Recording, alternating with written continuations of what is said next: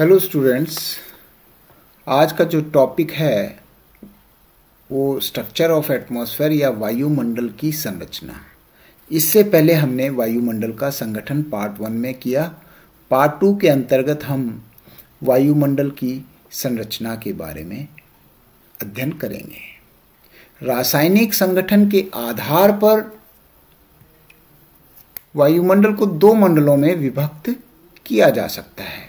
एक तो है सममंडल, जो कि मैंने कंपोजिशन के अंदर भी बताया था, सममंडल, और एक विषम मंडल।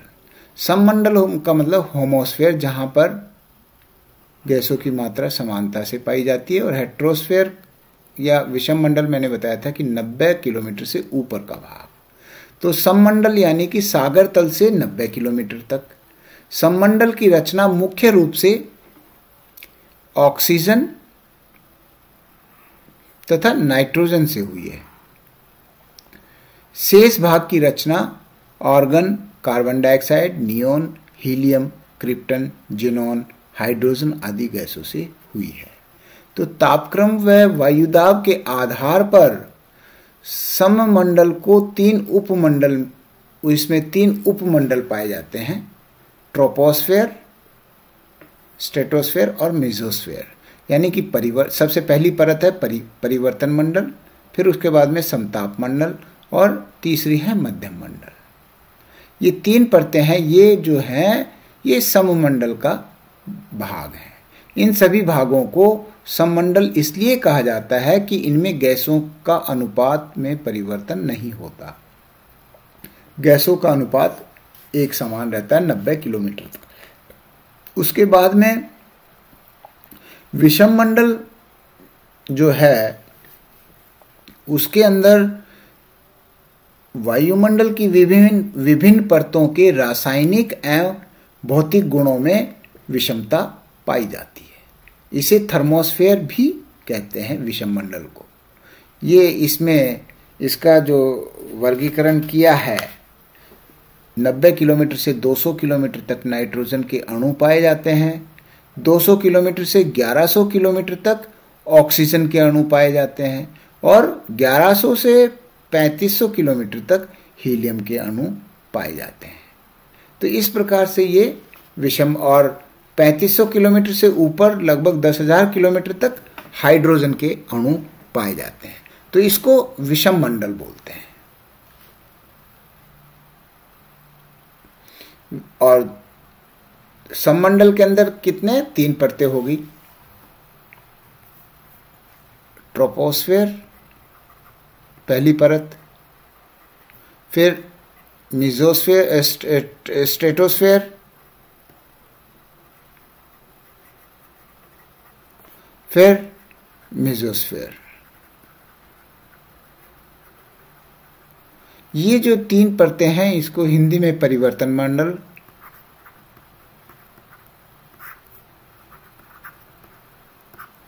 समताप मंडल,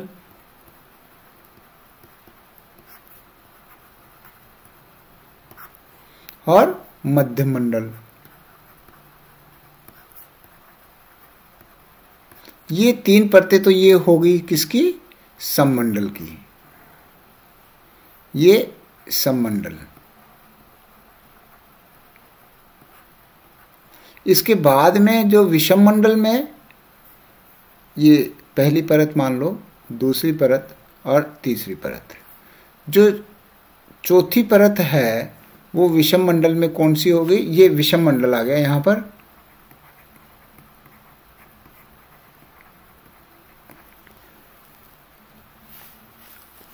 इसके अंदर ये जो थर्मोस्फेयर है,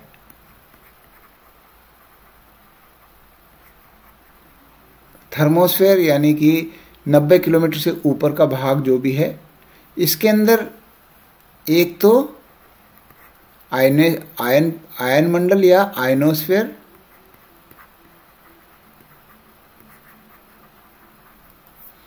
आयन मंडल, और दूसरा है आयतन मंडल यानी एक्सोस्फेयर।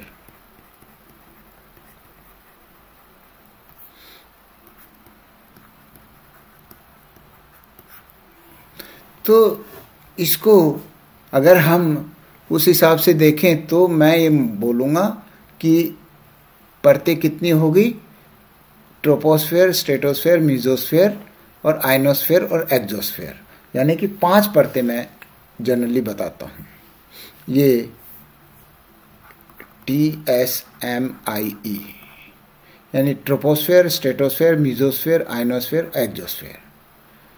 हिंदी में वही परिवर्तन मंडल, समताप मंडल, मध्यम मंडल, आयन मंडल और आयतन मंडल। ये 5 परतें मुख्य रूप से वायुमंडल में पाई जाती हैं। सबसे पहले परिवर्तन मंडल, यानी कि इसको हम क्षोभ मंडल या ट्रोपोस्फेयर भी कहते हैं।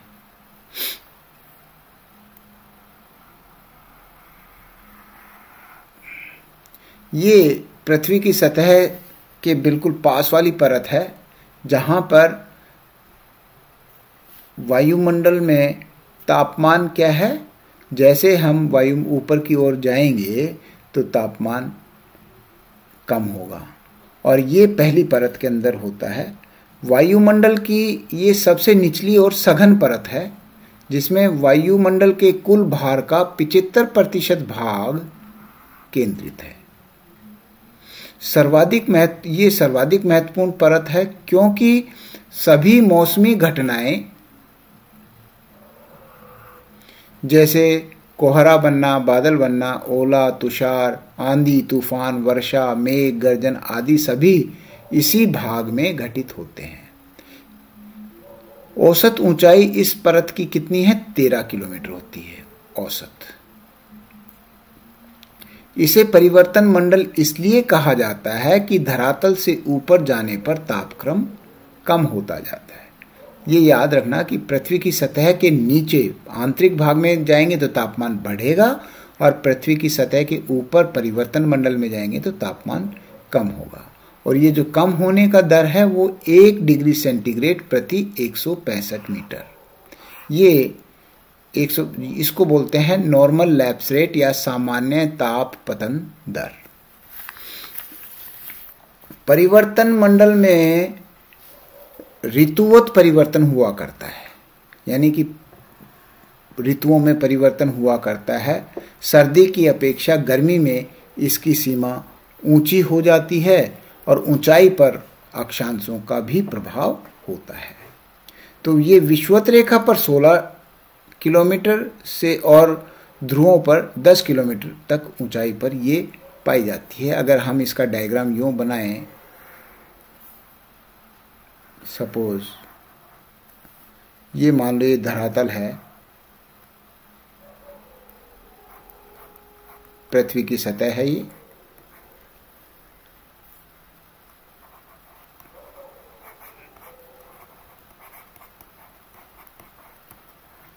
तो क्या बोला है कि ऊंचाई पर अक्षांशों का प्रभाव पड़ता है। विषुवत रेखा पर 16 डिग्री, मान लो ये विषुवत रेखा, ये इक्वेटर,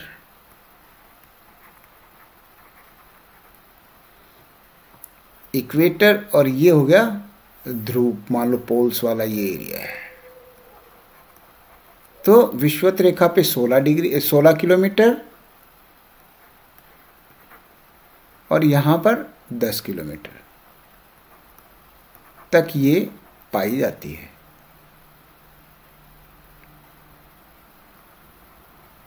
ठीक है, तो ये जो है इसकी ऊंचाई, क्यों ये इसकी बाउंड्री कैसे निर्धारित हुई? तापमान के आधार पर। यानी कि यहां पर इक्वेटर पर 16 किलोमीटर तक तापमान कम होता जाता है, और यहां पर पोल्स पे 10 किलोमीटर तक कम होता है। तो ये इसकी ये वाला एरिया है, ये इस प्रकार से ध्रुवों इक्वेटर पे 16 और 10 किलोमीटर पोल्स पे।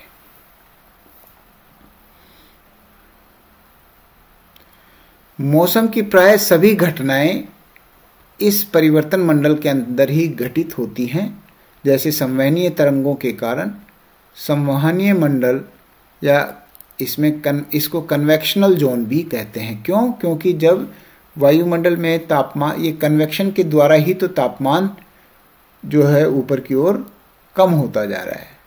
पृथ्वी की सतह के ऊपर तापमान अधिक और ऊपर यहाँ 16 किलोमीटर पे कम और यहाँ पोल्स पे 10 किलोमीटर पे। मौसम की प्राय सभी घटनाएं इसमें होती हैं। और इसके बाद में 1.5 किलोमीटर मोटी परत है ट्रोपोपोज। ये जो है अब ये यहाँ पर ट्रोपोपोज, ये 1.5 किलोमीटर मोटी परत है, इसको बोलते हैं ट्रोपोपोज।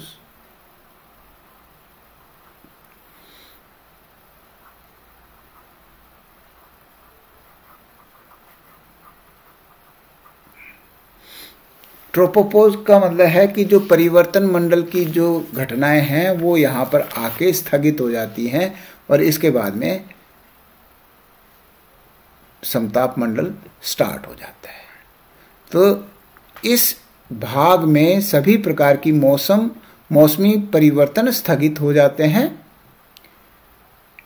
यहाँ पर आते आते देखिए तापमान क्या है, यहाँ पर -80 डिग्री फ़ारेनहाइट और इधर ये दे रखा है, देखिए इधर 45 डिग्री, यहाँ पर -45 डिग्री फ़ारेनहाइट इधर इस वाले एरिया में। इसके बाद में ये सभी प्रकार की संवहन धाराओं का यहाँ पर अंत हो जाता है और उसके बाद में समताप मंडल आ जाता है। अब समताप मंडल देखिए, इसके ऊपर का हिस्सा जो ये नक्शा, ये डायग्राम में बना रहा हूँ, ये इसके बाद में ये समताप मंडल।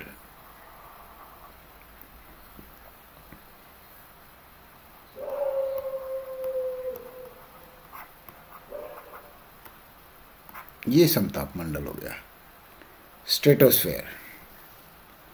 अब इसके अंदर देखिए क्या है, समताप मंडल परिवर्तन मंडल के ऊपर का भाग होता है जिसकी ऊपरी सीमा के विषय में मतभेद है।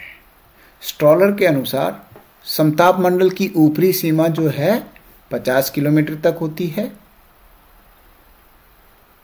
तथा ट्रोपोपोज के ऊपर तापमान में धीरे धीरे वृद्धि होती जाती है तथा 50 किलोमीटर की ऊंचाई पर तापमान 0 डिग्री पहुंच जाता है।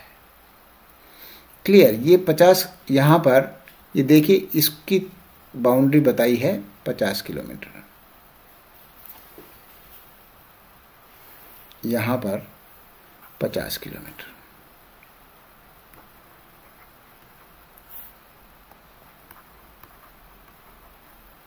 यहाँ पर तापमान 0 डिग्री तक पहुंच जाता है।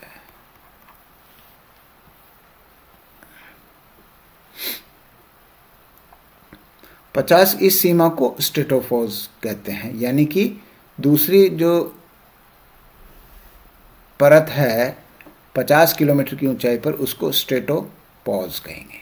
यानी कि यहाँ पर स्ट्रेटोस्फेयर की जो या समताप मंडल की जो घटना जो कैरेक्टरिस्टिक्स हैं वो यहाँ पर आके स्ट्रेटोपोज, पोज मतलब रुक जाती है। यहाँ के जैसे पहली परत में ट्रोपोस्फेयर के अंदर मैंने बताया कि तापमान कम हो रहा है, फिर उसके बाद में तापमान कम होने के बाद में स्ट्रेटोस्फेयर में तापमान बढ़ रहा है और बढ़ते बढ़ते 50 किलोमीटर की ऊंचाई पर 0 डिग्री फ़ारेनहाइट तापमान, 0 डिग्री सेंटीग्रेड तापमान आ जाता है। तो ये यहाँ पर इसके बाद में अब तापमान बढ़ने का क्रम रुक जाता है। इसकी ऊंचाई में मौसम के अनुसार अंतर आता है। यह मंडल मौसमी हलचल से रहित होता है तथा इस मंडल की खोज सर्वप्रथम टिजरेंस डी बोर्ड ने 1902 में की। टिजरेंस डी बोर्ड ने इसकी खोज की थी दूसरी परत की। इस मंडल में 15 किलोमीटर से 35 किलोमीटर के बीच ओजोन की परत पाई जाती है जो कि हानिकारक पैराबैंगनी किरणों को अवशोषित करके और पृथ्वी की सतह पर पहुंचने से रोकती है। यह गैस इन विकिरण तरंगों का अवशोषण कर लेती है और इस प्रकार से ये एक तरह से हमारे लिए ओजोन जो परत है वो बड़ी फायदेमंद है। इस आवरण के कारण सूर्य से आने वाली हानिकारक पैराबैंगनी किरणें जो अल्ट्रावायलेट रेज हैं पृथ्वी की सतह तक नहीं पहुंच पाती क्योंकि यह गैस इन विकिरण तरंगों का अवशोषण कर लेती है। तो इस प्रकार से ये जो ओजोन परत है वो 15 से 35 किलोमीटर के बीच में पाई जाती है। 2% किरणें धरातल तक पहुंच पाती हैं, किसकी? ओजोन की। और ओजोन का अब धीरे धीरे ह्रास हो रहा है। और ह्रास क्यों हो रहा है? क्योंकि क्लोरोफ्लोरोकार्बन गैसेस, CFC जिसको बोलते हैं, हैलोजन्स, नाइट्रस ऑक्साइड गैस वगैरह की वजह से ओजोन परत का विघटन हो रहा है। और ओजोन का क्षरण जो हो रहा है उसमें रेफ्रिजरेटर्स भी, एयर कंडीशनर, ये भी इनका बहुत बड़ा योगदान है। मानव स्वयं ओजोन क्षरण के लिए जिम्मेदार माना गया है। इसकी वजह से 1985 में वियना समझौता हुआ। 1997 में क्योटो सम्मेलन में ओजोन परत के बारे में चर्चा की गई। और सितंबर 1998 में मॉन्ट्रियल प्रोटोकॉल में भी ओजोन परत के बारे में गहनता से चर्चा की गई। इसमें यह निर्णय लिया गया कि जो डेवलप्ड कंट्रीज हैं, विकसित देश हैं, वो 2000 तक इसको कंट्रोल करेंगे, सन 2000 तक, और डेवलपिंग कंट्रीज को 2010 तक का समय दिया गया था। और 16 सितंबर को ओजोन दिवस मनाए जाने की भी बात की गई। 16 सितंबर ओजोन डे है। अमेरिका और जापान इसके लिए 60% रिस्पॉन्सिबल हैं। इस दिशा में भारत के वैज्ञानिक तथा औद्योगिक अनुसंधान संस्थान हैदराबाद तथा राष्ट्रीय रसायन प्रयोगशाला पूना द्वारा CFC के 2 विकल्प दिए गए। एक तो हाइड्रोक्लोरोफ्लोरोकार्बन यानी कि 22A गैस, और दूसरा हाइड्रोफ्लोरोकार्बन 134A गैस। यानी कि जो रेफ्रिजरेटर्स वगैरह में और फ्रिज वगैरह के अंदर 22A और 134A गैस के बारे में कहा कि इनको इस्तेमाल करने से ओजोन परत का ह्रास नहीं होगा। ये ग्रीन गैसेस बोला इनको। तीसरी जो परत है वो है मेसोस्फीयर, जो कि मध्यम मंडल के नाम से जाना जाता है, जो कि 50 से और 80 किलोमीटर की ऊंचाई तक। तापमान में ऊंचाई के साथ ह्रास होता जाता है और सूर्य के प्रकाश से यह परत रेडियो तरंगों को अवशोषित करती है। यही कारण है कि दिन में कम आवृत्ति पर भी रेडियो ट्रांसमिशन प्राप्त हो जाता है, क्योंकि दिन में मौसम साफ रहता है। 80 किलोमीटर की ऊंचाई पर अब इसका तापमान कितना हो गया? -10 डिग्री। ये थोड़ा सा ध्यान याद रखने के लिए क्या करना, पहली परत में तापमान कम होना, दूसरी में ज्यादा होना, तीसरी में कम होना, चौथी में ज्यादा होना और फिर लास्ट में ज्यादा होना। इस न्यूनतम तापमान की सीमा को मेसोपॉस कहते हैं, जिसके ऊपर जाने पर तापमान में पुनः वृद्धि होती है। ये बाउंड्री हो गई मेसोफेस 80 किलोमीटर की ऊंचाई पर। अब उसके बाद में 3 ये जो परतें हुई, ये सममंडल की परतें हैं। अब चौथी परत है वो हेट्रोस्फेयर या विषम मंडल की परत है, जिसको कि तापमंडल कहते हैं, क्योंकि यहाँ पर तापमान बढ़ता ही बढ़ता है। इसकी 2 परतें होगी, एक तो आयतन मंडल और एक आयन मंडल। मेसोफॉस के ऊपर अनिश्चित ऊंचाई तक तापमंडल कहलाता है, क्योंकि ऊंचाई के साथ तीव्र गति से तापमान बढ़ता जाता है। अनुमानतः ऊपरी सीमा पर तापमान लगभग 1700 डिग्री सेंटीग्रेड हो जाता है। तापमंडल के सबसे निचले भाग को आयन मंडल कहते हैं। तो अब आयन मंडल देखिए, आयन मंडल 880 किलोमीटर से लेके और 400 किलोमीटर तक का भाग। इस भाग में विस्मयकारी विद्युतीय एवं चुंबकीय घटनाएं घटित होती हैं आयन मंडल में, क्योंकि ये आयनाइज्ड पार्टिकल्स हैं, ये चार्ज्ड पार्टिकल्स हैं, जो कि इसमें रेडियो तरंगें पाई जाती हैं यहाँ से। इस वजह से रेडियो वेव्स के द्वारा ये परावर्तित होती हैं, जिससे कि हमारे को रेडियो से जो भी प्रोग्राम सुनने को मिलते हैं वो आयन मंडल की वजह से सुनने को मिलते हैं। इस मंडल में उत्तरी ध्रुवीय प्रकाश तथा दक्षिणी ध्रुवीय प्रकाश के दर्शन होते हैं। ये इंपॉर्टेंट है। Arora borealis and Arora australis, ये दोनों मतलब घटनाएं होती हैं, यानी कि हमें एक तरह से आतिशबाजी सी दिखाई देती है कई बार। आयन मंडल जो है वो 400 किलोमीटर से और 1000 किलोमीटर तक का है। इस परत का विशेष अध्ययन लेमैन स्पिट्जर के द्वारा किया गया। लेमैन स्पिट्जर, ऐसा माना जाता है कि इस परत में पदार्थ गुरुत्वाकर्षण शक्ति से आजाद हो जाते हैं। इसके बाद में आयन मंडल के बाद में लास्ट में ये कहा कि ये ऊपर जो है मैग्नेटोस्फेयर के नाम से या चुंबकीय मंडल के नाम से जाना जाता है, जो कि लगभग 1000 किलोमीटर से ऊपर का भाग।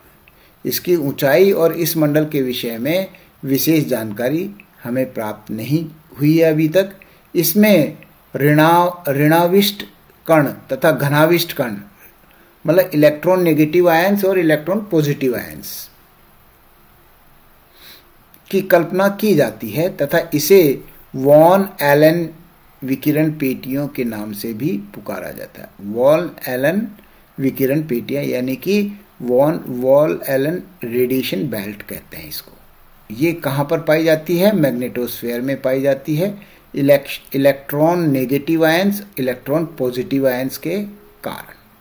तो ये भी आपके लिए इम्पोर्टेंट है। चुंबकीय जो पेटी है इसके अंदर, चुंबकीय मंडल के अंदर ये आपको वॉन एलन रेडिएशन बेल्ट्स पाएंगे। तो इस प्रकार से जो structure and composition of atmosphere, ये मैंने तुम्हें 2 पार्ट में बताया है। इसको आपने अच्छे से करना है। ये मोस्ट इम्पोर्टेंट क्वेश्चन है, ये आपको परीक्षा में जरूर नजर आएगा ये क्वेश्चन, इसलिए इसको अच्छे से डायग्राम के साथ में तैयार करें। Thank you. जय हिंद, जय भारत।